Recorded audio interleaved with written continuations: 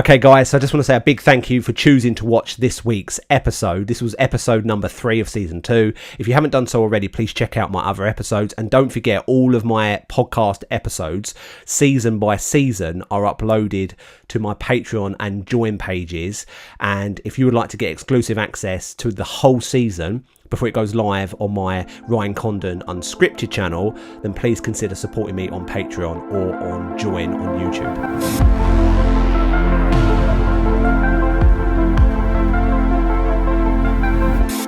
Hi guys, and welcome to today's episode. It's going to be a good episode today. This is episode 3 of season 2. So I just want to say a big thank you if you have watched or listened to any of my previous podcast episodes. I've got a really good guest on today's show.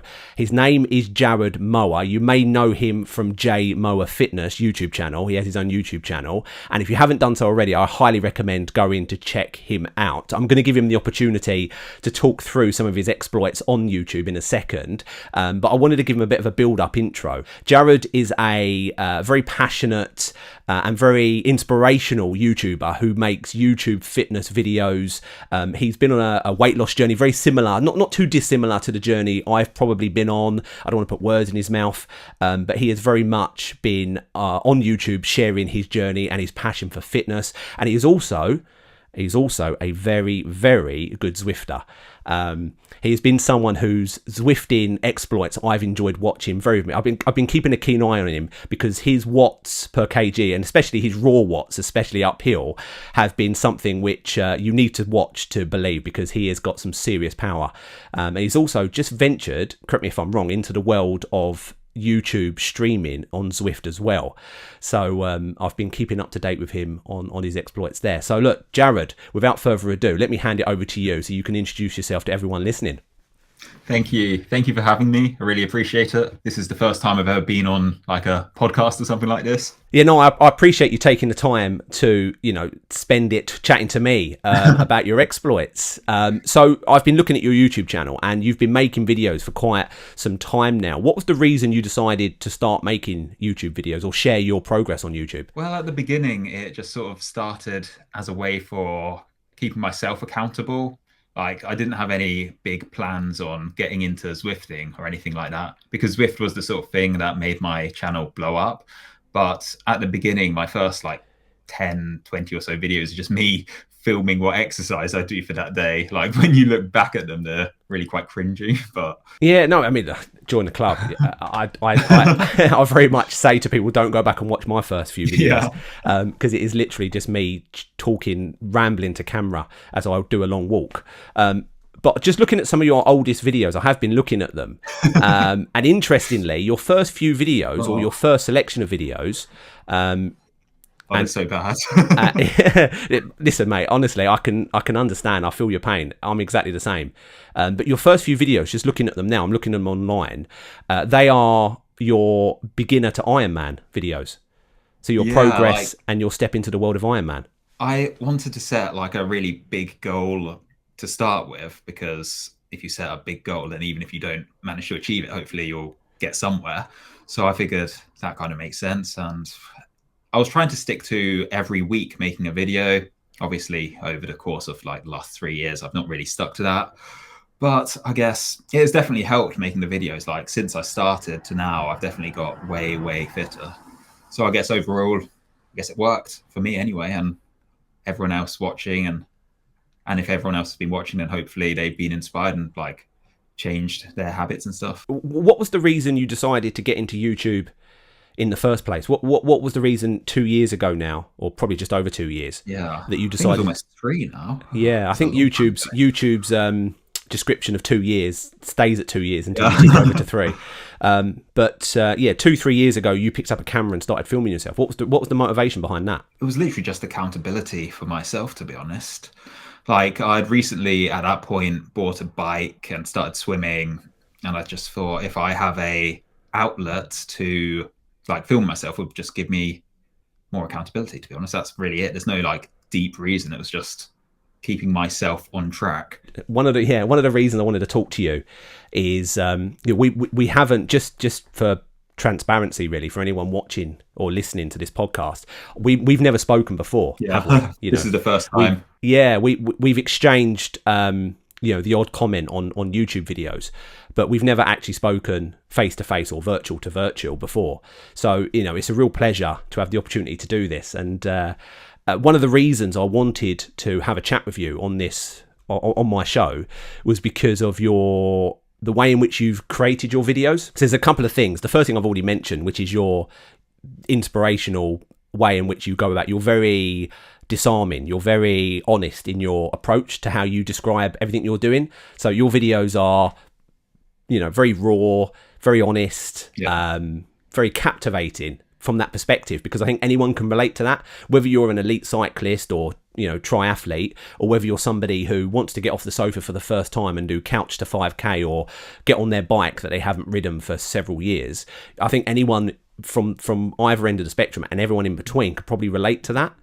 So I think that's what your videos that's what I got from your videos watching them. I'm sure I'm not the only person. But then also the other side of the other reason I wanted to chat to you was because your videos are very the reason why you make them is very similar to the reason I make mine, which is accountability, self-accountability, but also a bit of self-motivation as well. I like picking up a camera to film some of the stuff that I get up to, and it motivates me to want to go and do those things as well. So it's kind of like a doorway swinging both ways.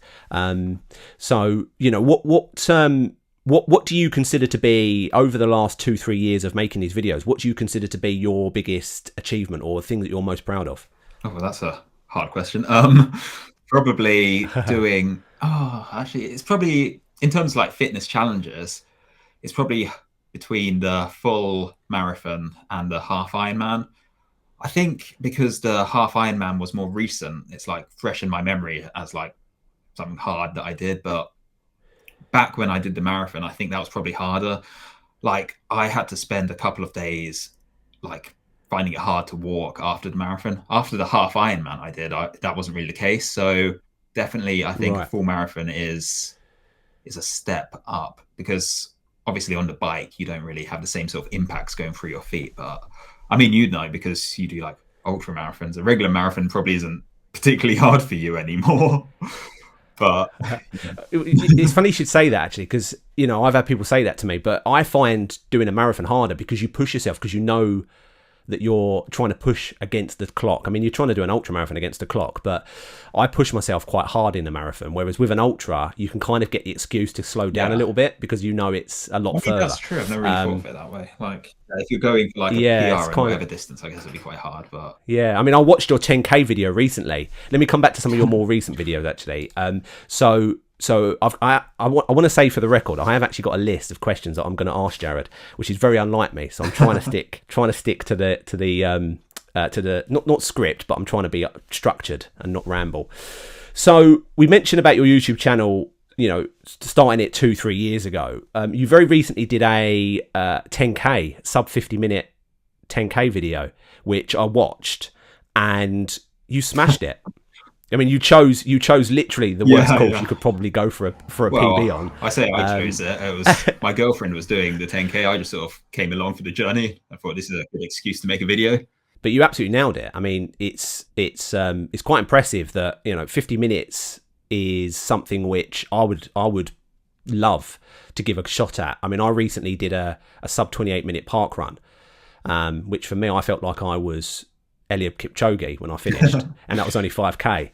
So I'm not the fastest of runners, and watching you do that video, I thought was phenomenal. So first off, well done. What possessed you to try and go for a sub 50?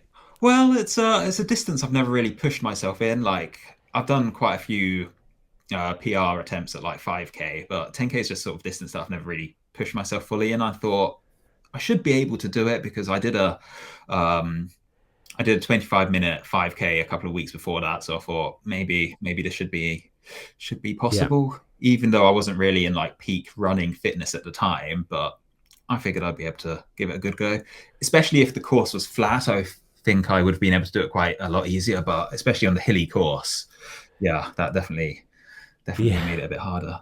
I mean, you were giving yourself a chance. I mean, it made the video, it gave more content to the video rather than it just being a completely flat course. And also, you chose a course that is slightly above 10K, didn't you? Yeah, but I didn't realize that, to be honest. I just saw it as 10K. I assumed it would be exactly 10K, but I guess whenever you're making like the organizers of an event, it must be quite hard to make it exactly 10K. So yeah, it's funny you should say that, because it was talking about organizers getting the course distances wrong. When I did the ultra marathon, I think it was, crikey, the end of this week would be 3 weeks ago, which I'm still recovering from. And if I showed you the state of my feet, which I won't, by the way, but that's all right. I saw it on your video. Yeah, they look worse now than they did afterwards, because everything's literally just falling off. I've destroyed like 4 layers of my skin on every toe, and I've lost both toenails. But the course, when I finished, I actually ended up running 104K. So it was 4K longer. Yeah. And that was quite painful, because when I reached 96K, I'd finished. My watch was saying you've done 100K, and I was like, okay, yeah, this is soul destroying, because at that point I didn't know whether I was coming or going. So I can feel your pain when it comes to course organisers getting it slightly wrong. But yeah, you smashed it on that one. You made a video YouTube says 11 days ago. You made a video within the last few weeks where you talked about your journey, your weight loss journey. Okay, yeah. Which you titled Obese to Average. What in the last 4 years? So you've been on a weight loss journey in the last 4 years. Would you mind just talking us through kind of that journey and your motivations behind it and the reasons for why you did it, really? Okay, so most of my weight loss was actually before I started the YouTube channel. It was in the COVID year. Like normally, well, I say normally, back then I was living in China, and I came back to England during that. When was it? It was the winter, wasn't it, when COVID started? So yeah, I came back for Christmas, and then couldn't get back into China because obviously everything shut down. So I spent basically a year living in my parents' house because I couldn't get back. So it was a pretty bad time for everyone, but it worked out pretty well for me because I just ended up having a lot of free time, because basically I was just working online and doing a very small amount of work online. So I ended up having a ridiculous amount of free time. So I figured I might as well use that to sort myself out, to be honest. At that point, I was 120 kilograms. And to be honest, the weight loss came quite quickly during that summer because it was the one thing I was focusing on. I ended up going from 120 kilograms in February, I think, to about 95 in probably like August. So about 6 months, and it all just came off. But I was going pretty extreme there. I was walking a lot, running a lot, eating barely anything. I was doing 1 meal a day, and all the time I wasn't exercising. I was just like sitting in my bedroom, like not moving at all. So it's probably not the healthiest way to go about it, but it definitely worked. So you went for the calorie deficit kind of direction. Yeah, definitely. Yeah. Plus a lot of walking. My dog got so many walks that summer. He must have been loving it. Your dog lost weight as well. But I think she was a puppy at that point, so I think I've set her up for a life of expectation of having like massive walks every day. What kind of spurred that on? What made you decide? Was it a gradual thing? Was it something you just woke up in the morning and decided, enough's enough? To be honest, we were on holiday on that at that time, and I did a diving course, and at the end of that they took photos of you, and you're obviously like topless with like your diving gear on, and I just looked at that and thought, wow, I look pretty terrible. And like when you get these things, you want to post them online and all that stuff. I was like, I don't really want to post that. I don't look very good. So it sort of came from a vain perspective, really, of just wanting to look a bit better. Yeah, I mean, I've got to be honest, I don't think that's vain. I think that's probably what everyone kind of goes through at some point. I mean, there were certainly some pictures of myself that I looked at and I thought, things are getting out of control. So I can respect that.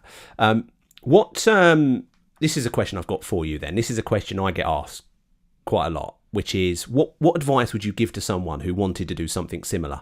If someone wanted to kind of turn their, lose weight, get fit, you know, from a mental health perspective as well as a physical perspective, what advice would you give to someone now, or what would you say to yourself, knowing what you know now? What advice would you give to someone new or yourself back in the day? I think it's important to find a form of exercise you actually enjoy, because if you hate running, for example, you're not going to want to go and do it, and you're going to end up resenting the exercise.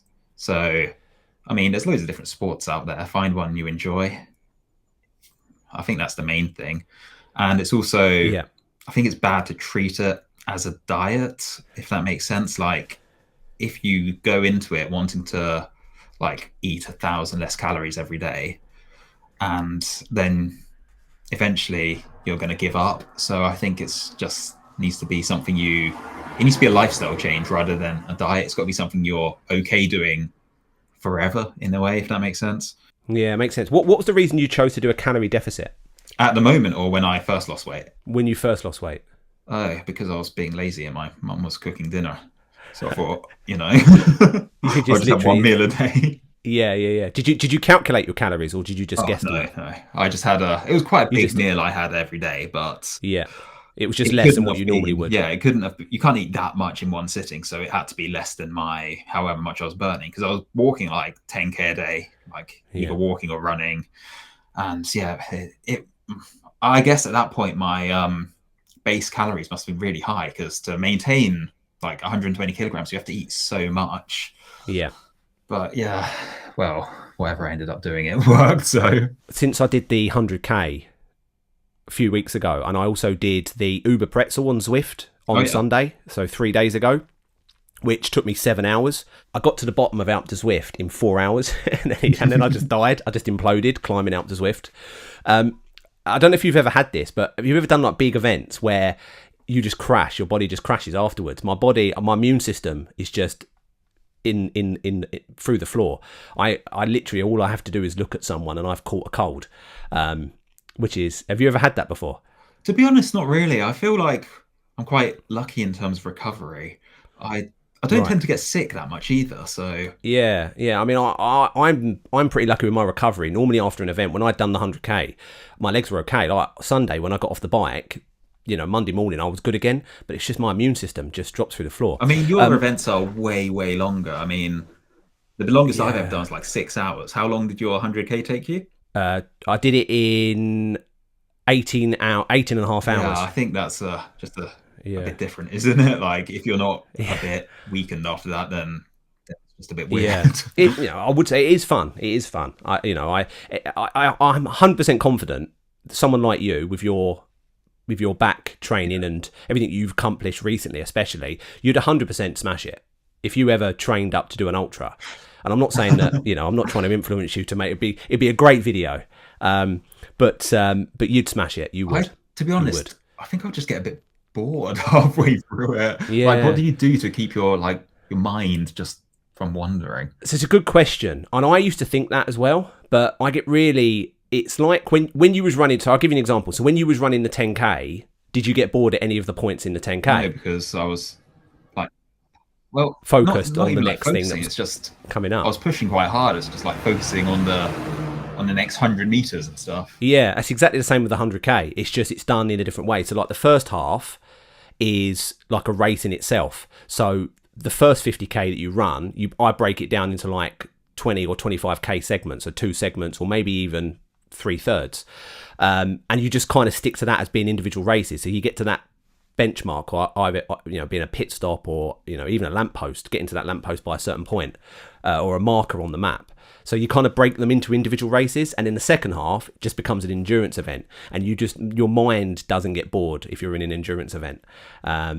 You just want to get it finished, so you just keep moving. I would recommend it to someone who has got the tenacity and the mental capacity to train for it, which I definitely think. Yeah, I think running definitely takes it out of me a bit more, because I've got I've never actually mentioned this on my channel. I have a bad ankle because it's when I was a kid I broke my leg, so they had to put a metal plate into it. So my left ankle doesn't bend as it's supposed to. So I always try to take it a bit easier on the running event. So I'm not sure how that would work. I probably do need to lose a bit more weight as well, just so there's less force going through it. But I think I should probably focus on doing that. But I I think I'd need to build up to it, do like a 50K. Yeah, 100%. I wouldn't recommend doing it this weekend. Yeah, I probably wouldn't smash out 100K this weekend. But the only reason I mention it is because I just think that with the amount of effort you put into your current events, I think it would be. I'm saying it from a selfish perspective because I'd like to see a video. So if you could organise that, I'd really appreciate it. But joking aside, I just wanted to touch on cycling.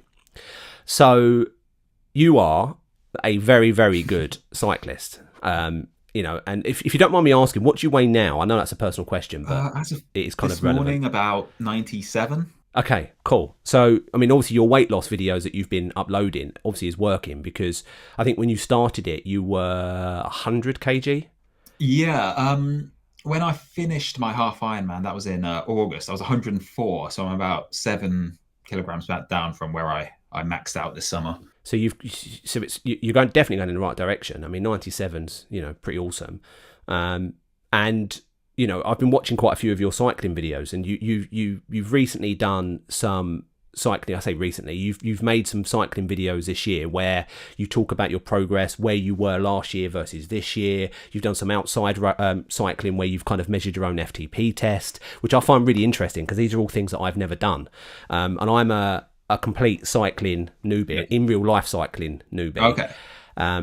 So it's Zwift is something different. Zwift I'm a little bit more competent on than I am in real life. So what kind of got you into cycling, or is it something you've done all your life? Well, I did cycle as a kid. When I was 18, I got a road bike, but I got it because I was going to go to university, and then the plan was to ride from my house to the university, but then I got placed in a different area, so I didn't even need the bike, so I ended up barely using it. Then, to be honest, during uni, I didn't ride my bike at all, and then after uni, I went to China, barely rode my bike. When did I get my bike? It was when I talked about losing weight. After the COVID year, I ended up going back to China in a different city. And that was when I got my first proper bike. It wasn't like anything fancy. Actually, it's in all of my beginning Zwift videos. It's just a pretty cheap Decathlon hybrid bike. It has like the suspension on the front, the really big fat tires and all that.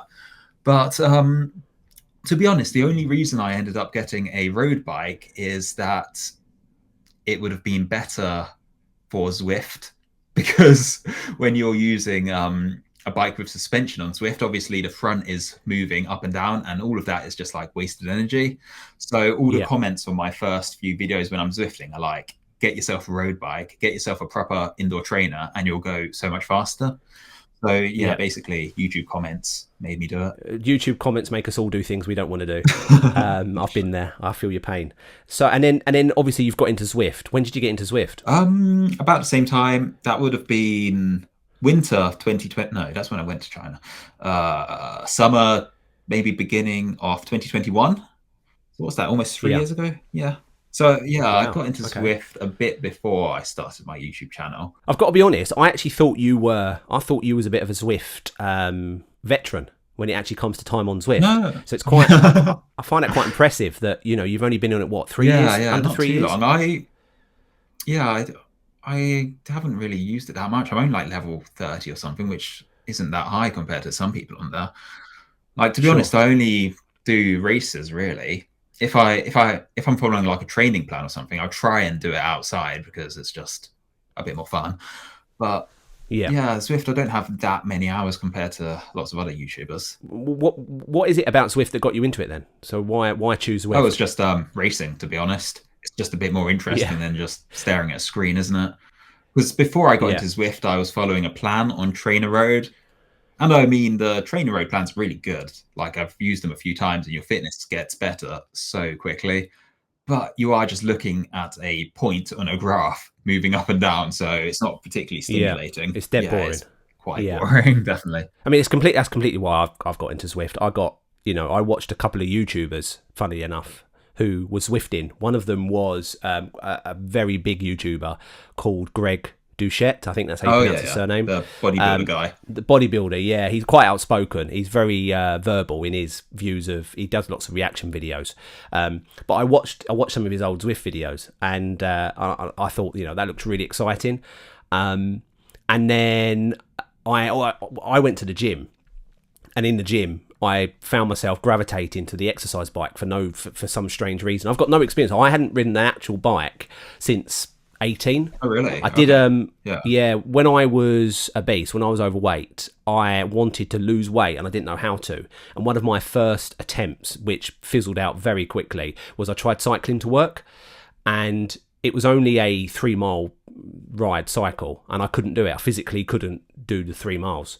And I gave up. I tried it 3 times, did it 3 days on the trot. And when I arrived at work, it looked like someone had chucked a bucket of water over me. I was so sweaty. So it just wasn't feasible. And I quit and I gave up. And I never tried again for years and years and years. And then obviously, when I wanted to lose more weight, I then tried again and it cut me in half. I hated it. I hated cycling. Absolutely hated it. It's because I was too heavy. Like physically, when I got on the bike, my own mass, my own weight was just hurting me where I was on the saddle. But when I hit the gym, I'd lost a bit by then. And I gravitated to the exercise bike. So I thought, how can I do this at home? And then Zwift kind of made an appearance. But watching you on Zwift, I wanted to talk to you a little bit about your Zwift exploits, because watching you on Zwift, you're quite powerful. Yeah, I like to think so, yeah. I remember watching a few of your Cat D races. And I remember thinking, because you're Cat C now, aren't you? Yeah. And they're soon to change, because obviously the new Zwift racing score starts this month. So obviously I think there's still 4 categories, but they're obviously broken down into scores. So that's going to be interesting to see how that comes about. I'm going to ask you about that in a sec. But yeah, you're Cat C now. But I remember watching some of your Cat D races and thinking, Christ, if this is the caliber of Cat D, then I was quite relieved when you got promoted, because you got promoted quite quickly, didn't you? To be honest, that was so long ago, I barely remember. But yeah, I think I did get promoted pretty quick. And I was quite relieved, because I thought, I'm not winning any races that you're going to be in. And what's your FTP now? Probably about 290, maybe. 290. So you did the grade, didn't you? Yeah. I did that in 18 minutes, 5 seconds, I think.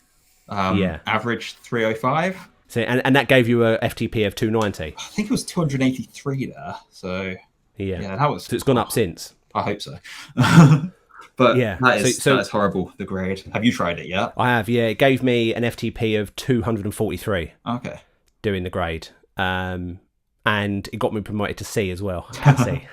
So yeah, when I did that, I did my biggest 5-minute effort of 3.3 watts per kg, which got me a promotion to C. What advice would you give to anybody getting into Zwift or getting into cycling that wants to increase their power? I mean, obviously everything is about wattage in Zwift. What advice would you give to anyone listening? To increase power, I don't think I'm really the right person to ask, to be honest, because I've never really had to train particularly hard for it. I sort of got on Zwift and then within like 6 months ended up with like the same FTP as I have now, to be honest. So I think, because even when I was quite heavy, I would like do a lot of sport and stuff. So I think just being overweight for a long time and staying active has meant that I have quite strong legs. So I don't think I'm really the right person to ask how to build power, because I haven't really had to put a lot of work into it, to be honest. Not like, I know there's lots of people who spend like years and years trying to build power. So you're saying it comes naturally? Yeah, I guess so. Natural ability. Yeah, to an extent, but it's a shame I weigh so much. At least I have one. Have you found the more weight you've lost, that you've lost power in actual raw watts? Have you noticed that? I've asked a few people this question, and the reason why I ask it is because I'm trying to use it as an excuse as to why I've lost a few watts. I don't think so, really, because when I'm eating less in a calorie deficit, I'm still riding my bike. And I'm still going to the gym and stuff like that. So I'm trying to make sure I don't lose any muscle, really. But I haven't really. So you're basically just saying that I need to try harder. That's. Well, they say if you do it quickly, you're more likely to lose muscle mass. But I guess I'm not doing it too quickly. So yeah, you're doing it the right way. How much do you weigh now? How much do I weigh? So I had a weigh-in on Sunday when I was doing the Uber pretzel. Have I mentioned I did the Uber pretzel on Sunday? I had a weigh-in. And I don't know how you do that. Just like, that is way too long inside. I'm like done after 90 minutes on the train. I love it though. I love it. I just think I love endurance events. I love doing things. Not just like start hurting your bottom. Yeah. But you stand up. I stand up. Yeah. I just stand up a lot. Just increase the gears, put it up to, whack the gears up to 19 and just grind for a while, and it gets your bum out the saddle. I get loads of grief in my comments for my grinding, but most of it is purely because I just want to get out the saddle. Yeah. I weigh 92 kg. So I had a weigh-in on Sunday, and I weigh on the nose 92 kg. And I found I have lost. I feel like I've lost. I watched some of my old videos. I weighed a lot more. When I weighed, I was about 115, 16 kg. Okay. And I seemed to have been producing slightly more power. Obviously, I didn't have the endurance I've got now. My endurance has exponentially increased. I can hold much higher watts for a lot longer, but my initial burst off the start line, it seemed to be a little bit higher, which was a bit depressing when I watched back. So we mentioned around the Zwift Racing score. What's your view of the Zwift Racing score? Zwift Racing score, to be honest, is quite confusing for me. I was pretty happy with the watts per kilogram based one they had before. Like, it's pretty simple, easy to understand, but I think with the Zwift Racing score, it's just sort of like a bit of a magic number that sort of changes for no sort of reason. It fluctuates. I think that's the challenge I think a lot of people on Zwift are going to face, which is the fluctuation in score based on, a magic algorithm that happens in the background.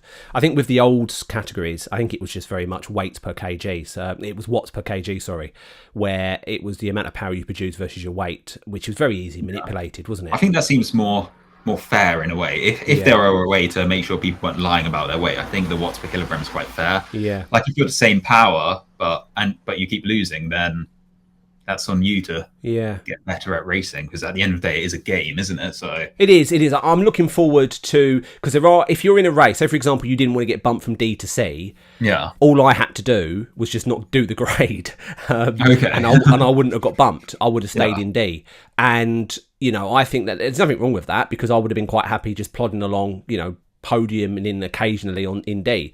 But I think that if you want to be competitive, I like the idea that you can beat someone who's better than you and get higher points for that. And it's very hard to kind of rein it back in as well. The only way to rein it in now with the new point system would be to accept that you're coming in 10th. So that's the only way to rein it in. Whereas in the old system, to rein it in, you can still win. You can just coast for 15k, say it was a 16k race, and just put a burst in for the last kilometre. And then you'd win, but you've reined it in for the entire race, so you don't get bumped. Well, that's just like, if you're doing that, then you're sort of cheating yourself, aren't you? Yeah, exactly. So I'm hopeful, with my eyes open. I'm hopeful that the new Zwift Racing score kind of makes it competitive, and people like you and me are able to continue to do what we do and enjoy it, and see what happens. Really, I think it's good that Zwift are looking at something different, because it's been the categories since they started 10 years ago, isn't it? Yeah, true. So I wanted to ask you about your accountability challenge. Okay. So your videos that you've been making, have been quite well received. I say quite well received, very well received, in regards to some of the comments that I've been reading, where people seem to be doing it with you. Was that an intentional thing when you started? Give us a backdrop of why you started the videos, what's in the videos, and your view on it. Well, to be honest, I just wanted to lose weight myself, and I thought this would be quite an easy video to make, because it's just me going for a walk with my camera. There's like 10 minutes of editing afterwards, which is quite nice, but it's also good chance to get people to join in. And if other people are using me for their inspiration, it sort of like puts an onus on me to actually stick to it. So I'm sort of using other people as my accountability. Because if I start doing badly, then they'll be like, oh, I don't need to carry on. So I'm just hoping it will keep me going. You feel responsible for what you've started. Yeah. Yeah. There's quite a few people in the chat actually looking at some of the videos. I've got them up on screen now, and just reading through some of the comments. A lot of people are kind of trying to replicate what you're doing, which I think, is fantastic, really. Yeah. Yeah. If I'm going to suffer through the pain of losing weight, then you want to make others suffer. Enjoying. Yeah. Fair enough. That's a good way to get subscribers, I suppose. So what's your target weight that you're aiming for? In the long term, I want to get to 80. I think I'll be quite happy with that. I think I'll be pretty lean as well if I get to 80. But I wouldn't be unhappy if I get to 85. Very much so. Have you got any big cycling events upcoming? Not really. I've been toying with the idea of signing up for the Dragon Ride next year, which is in Wales. It's supposed to be the UK's hardest Grand Fondo. and the route just looks absolutely ridiculous. It's 297 kilometers with about 4,500 meters of climbing. So yeah, that would absolutely ruin me probably. And if I did sign up for that, it would mean I would have to keep the weight off at least, because I'm not finishing that at this weight. It would mean some serious training. 290 kilometers. 4,000 meters of climbing. That's massive. That's half the height of Everest. Yeah, so if I signed up for that, I'd have to actually sit down and properly train for it. And is it an endurance event where you do it non-stop, or is it over a few days? Oh no, it's all in one day. That sounds horrendous. Yeah, that's what the appeal. That sounds really hard. All right, okay. And is it something you're seriously considering? Yeah. Is this like an exclusive? On the borderline of signing up. Signing up for it. Commit to it, really. You need to log on and hit commit online. Yeah. Okay, that's interesting. But I've got a shorter goal, a more pressing one, which is I want to do Alp to Zwift in under an hour. So hopefully within the next few months, I'll get my weight down to a place where I can do that. I was going to say, because the weight loss would massively help with that. Yeah, like I did it, I think a year ago now, 66 minutes when I was 95 kilograms. So if I get down to 90, I should be able to smash that. 66 minutes? Yeah. What was your average? That you must have been averaging 250. I think it was 270 I did up there. You've put my recent, because I did it's not on my YouTube channel. I made a video and put it on my Patreon page, and because the way in which so as you know, I've got a Patreon page, and I make these podcast episodes exclusively for Patreon members. And then once I finish the season, so I do about 8 episodes a season, and then I upload them to my second channel. So I've made a Patreon exclusive Out to Zwift PR attempt, because my 90-day expired, because I've been doing a lot of stuff outside through the summer. I hadn't done a lot on Zwift. I'd had the odd race here and there, but only just to keep legs spinning. And my 90-day expired. My 90-day was the race I did. I say the ride up Out to Zwift. That's the one you did with with Eric Lee. Yeah, I did it with Eric Lee from Don't Get Dropped Cycling, and he massively motivated me. Just pretty much screamed at me for 80 minutes. But I got up it in exactly 80 minutes and 33 seconds, which I was trying to do it in under 80 minutes, and I thought that was amazing, considering that I at the time was weighing probably about 97, 98 kg. So I was over the moon with that. So the fact that you've done it in 66 minutes at 95 kg, you've just put my attempt to shame, really. Well, that was when I was at like peak fitness last year. If I did it now, I think I'd be probably like 75. But yeah, Alp to Zwift is even hard. That beats my time. Even that beats my time.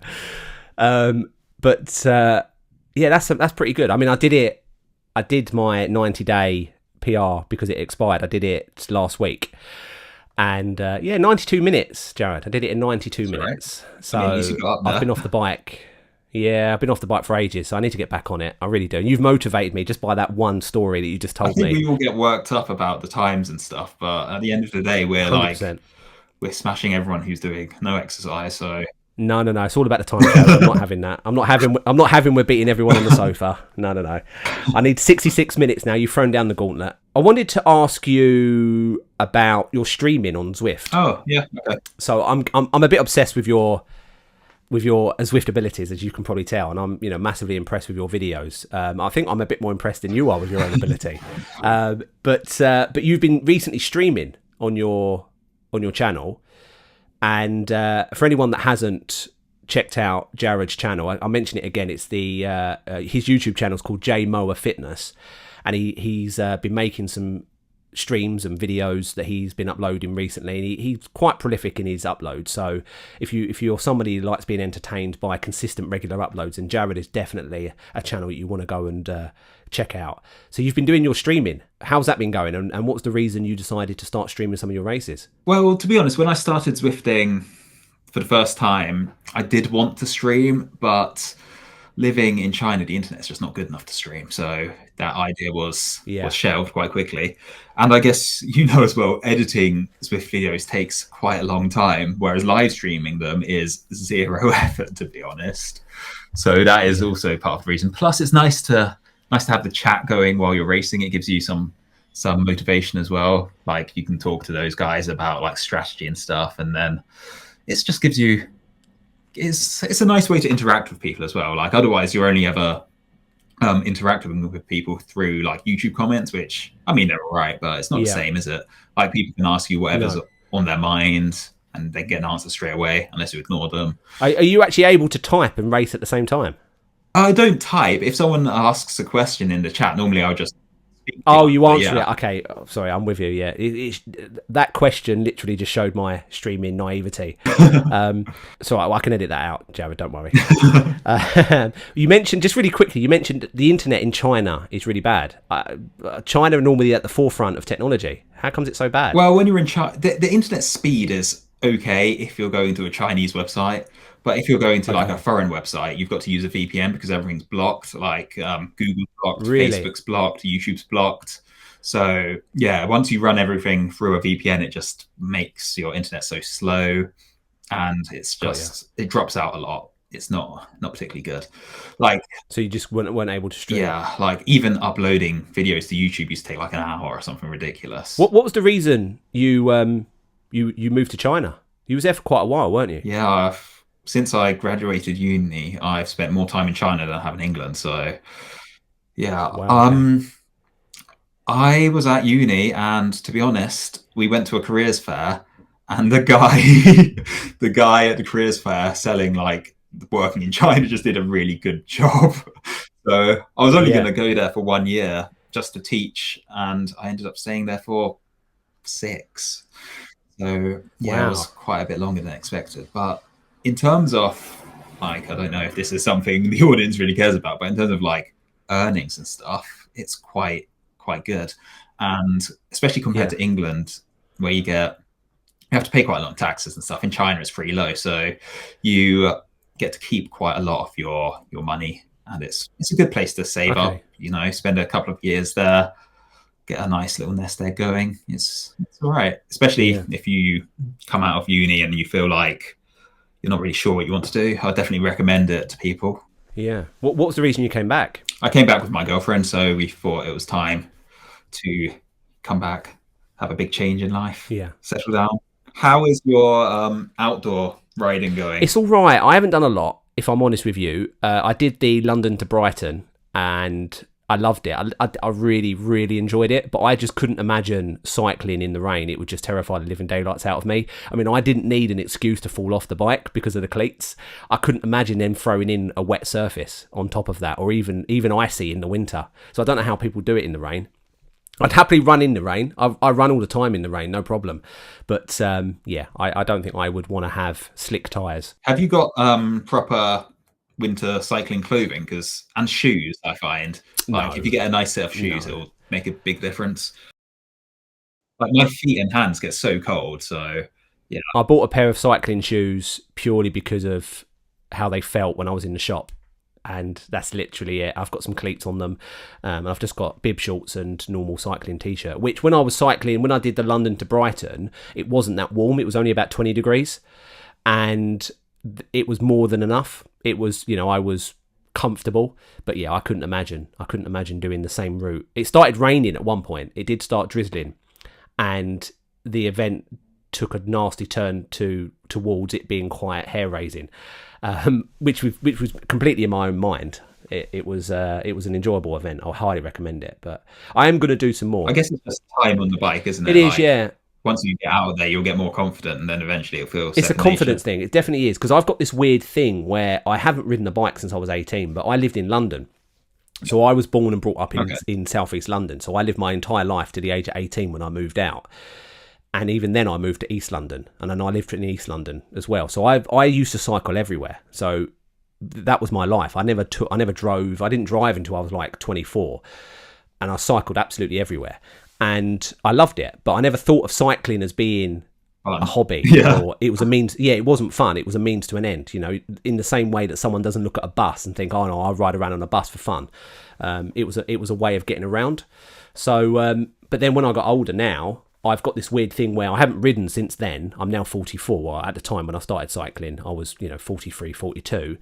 And, but I've got this thing where I'm quite powerful because of Zwift. Okay. So I've kind of got my Zwift legs, and I kind of make the mistake of just assuming it's the same. So I'll be cycling along, and I'm absolutely, like when I was doing London to Brighton, I was going down these hills like at a breakneck speed, and I didn't think anything of it. And then it was only when I got to the bottom and I saw an ambulance and I saw someone on the side of the road that was like twisted up because they'd come off their bike, I'd actually realised this is actually quite dangerous and things could go wrong. So I should really rein it back in. Yeah, I mean, it's only as dangerous as you make it, isn't it? Like, yeah, and I find that cleats make it pretty dangerous. So. Yeah, that becomes second nature soon enough. Actually, having said that, I did fall over this morning when I was on my bike because, you know, the rain here and it's pretty much over for summer. So I've got my gravel wheels on, some gravel tires. So I was riding down this bridleway and it's just so slippery. So I'm probably feeling what you're feeling just like normally, I guess.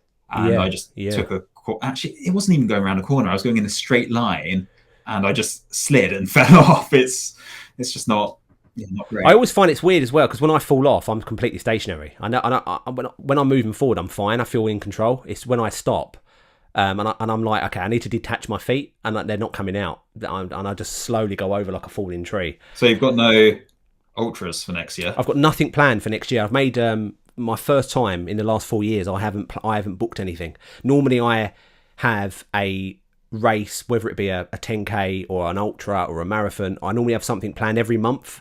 Okay. For the whole year. So I have 12 events at least. Normally some months, especially in the summer, I'd have something every weekend. Yeah. So I haven't done anything. So when you get up to like ridiculous distances, like 100 kilometers, is that sort of it in terms of distance, or are there people doing like 200 kilometers for fun? Or there are races. So there's the Thames Path 100 miler. Okay. So there is a 100-mile event. And there's a club called the Centurion Club that organise 100-mile events, and you can get further running. I mean, there's one in America that's 300 miles, which that's ridiculous. Yeah, but I suppose it's for anyone that's never run 100k. It'd be the same sort of mentality of me thinking about a 300-mile. Once you've done a few, I suppose you kind of think of them in a different mindset because you break them down. You just break them down. That's the challenge. Is to cycle. It's more of a psychological thing than it is. It is physical, but it's a psychological thing. I mean, if you're going that far, presumably you're not like pushing your pace that high, are you? So you can't. If you push it too hard, that was a mistake. So when I did the same, because I did the Thames Path last year, and I pushed the first 25k, I ran it at my 10k pace. Okay. And then you were done. I destroyed myself. It wasn't so much my legs. It wasn't so much muscle fatigue. It was I hadn't consumed enough calories to keep going. Okay. So physically, I had to get food in, and I wasn't able to replenish my energy stores. So my body was just kind of like I was hitting the wall at the halfway mark, and I had to replenish that and get the energy back, which this year I took it a lot easier. Yeah, that's just crazy. I would go mad. Yeah, it is a fun event. I will say it. I'll say it to anyone who hasn't tried it, who's good at running, which you are. I would always say, it is something which you find yourself being it's a strangely addictive thing to want to try and do. And, when you're out there, I feel very zen and very meditative and very calm. And so do you like listen to like podcasts or music while you're running, or just silent? Yeah, occasionally. I quite like when you do a big event, there's quite a few people doing it with you as well. So you get to chatting to people on the run. You see people at pit stops. So, you can very easily do them without it. But yeah, I put a podcast on.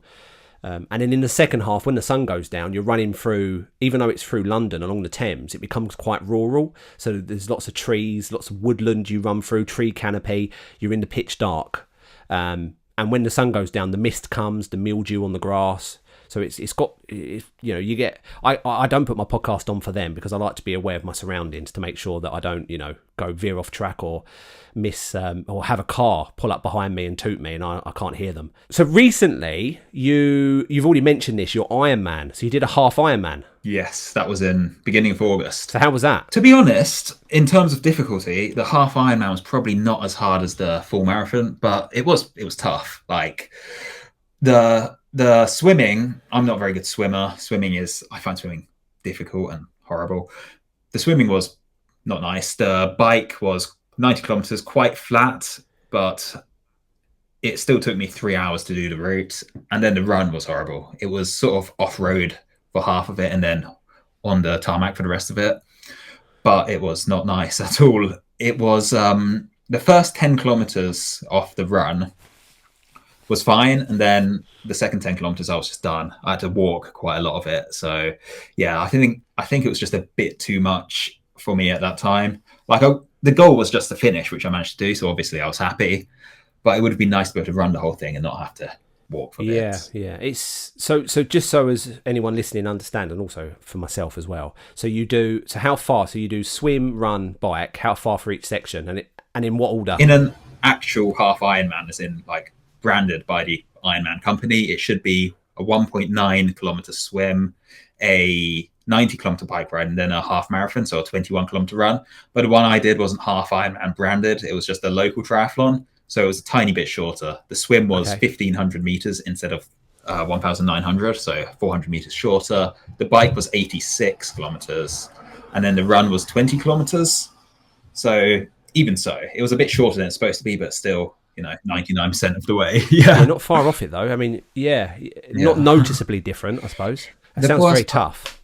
What made you want to do it? To be honest, I just fancied trying something different. Like I've done running and cycling separately, so I thought, why not just learn to swim, then get a triathlon done. So did you have any swimming experience before this, or was this the first time you'd plunged yourself into a swimming pool? I mean, I knew how to swim. Other than just splashing around in the sea or going for a fun day at the local swimming pool. I mean, as in actual using swimming as a fitness tool. Obviously, I learned to swim at school, so my swimming isn't too bad. But it's the first time I've ever used it properly for exercise.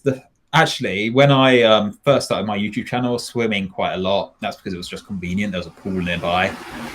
So, I was swimming quite a lot there. But I actually couldn't figure out how long the pool at that swimming pool was. And I didn't know how to ask anyone in Chinese. So, I have no idea if any of my metrics from back then are accurate. So I can't really compare to see if I've actually got any better at swimming in all that time. But I'd like to think I have. Because I joined a local triathlon group and they have a swimming coach. So you just go down twice a week and basically they'll teach you to swim for £6 a session, which really is quite cheap considering how expensive everything else in triathlon is. Because I think that'd be the one thing that put me off trying to triathlon. I quite fancy giving, a half, what you've done, a half Ironman. It's been something that's been on my bucket list for a while. I think I'd kind of get the running nailed. And the cycling, I think I'd be all right if I found one that was flat. But I think the swimming, I think I'd struggle with the swimming. I'm quite a strong swimmer. I used to be, weirdly enough, out of the three, when I was younger, it was the one thing I was actually quite good at. But I haven't swam, since, the 90s, when I was a teenager. Yeah. So, I think it would be the one thing that would put me off. But the hardest thing about it is swimming in open water, which is very different to swimming in the pool. Like if you're in the pool and you have a problem, you just stand up. But in the open water, you've got to be able to sort yourself out. Yeah. Like there is a big shock when you swallow some water and you're coughing and you try to put your feet down and there's nothing there. Yeah. So that's the one thing to make sure. Where did you do it when you did the half Ironman? Where was it? It was in Malden. So it was a river swim. But they did it when the tide was almost completely out. So half the swim, you could actually put your feet down on the riverbed, but the other half, it was pretty deep. So when you say Malden, do you mean in Essex? Yeah. Oh, okay. Wow. So that was the Blackwater you did it in. Was it the River Chelmer? If that's the river which runs through Malden, then yeah. Yeah, wow, okay. Yeah, the River Chelmer runs through Malden. And then the bike ride was around the town of Malden. You just sort of ride out the town and then it's you do 3 laps of a loop and then come back in at the end. Oh, that's cool. And then similar with the run. Yeah. The run was so where was the finish line? Oh, I can't remember. There's a big park near a statue. I can't remember what the park is called. Yeah, it's Malden Promenade. Yeah, that's it. Something like that. Yeah, Malden Promenade Park. I know it well. My daughter used to work in the zoo inside the park. There's a small zoo in there, so she used to work in there. And that's where I actually did my first ever park run, was in that park. Oh, really? Oh. That's where I found out that park run existed. When I was dropping her off at work on a Saturday morning, I saw these people that I thought were just meeting up for a run, but I thought there's about 200 people here. So what was it? And I asked someone and they said it was a park run, which is a little bit different to a half Ironman, but I did a 5K round there, so that'll do. I've kind of asked everything I wanted to ask you. I've kind of covered all the subjects. Was there anything in particular that you wanted to kind of share with anyone listening or anything you wanted to bring up? So one thing I really like about your channel is how you've kept it so focused on yourself and not on like I know when you get bigger as a YouTube channel, you get like sort of companies reaching out to you and asking you to promote your stuff. So I just want to say I like that about your channel, that you haven't like sold out and become like a shill for products. Yeah, no, I mean, I appreciate you saying that. It's because I'm a massive narcissist. It's really easy to do. But I guess you must get lots of people reaching out for that sort of thing. Thanks, man. I appreciate that. I did make a video about a bike pump a little while ago because I really wanted the bike pump. So they offered to send me a bike pump, and I was like, and they were like, will you do a review? I was like, okay, cool. So I got a free bike pump out of it, but only because I wanted to buy one. But I appreciate you saying that. So what big challenges or big videos or big events have you got planned for 2025? I guess that Dragon Ride Fondo, I guess I should really do. To be honest, I haven't really planned much of 2025. My channel is literally making next week's video. There's not any big plan, to be honest. I should really. I've always wanted to, 1 week to the next, have a big calendar with what I'm going to do each week, but it's not particularly organized. I'm not a very, very organized person. It just sort of, if that's the video I want to make this week, I'll do it. But yeah. So it sounds like you've kind of committed to the Dragon Fondo. I think that'll be a good one. It sounds like this is an internet exclusive. I've managed to get an internet exclusive out of you.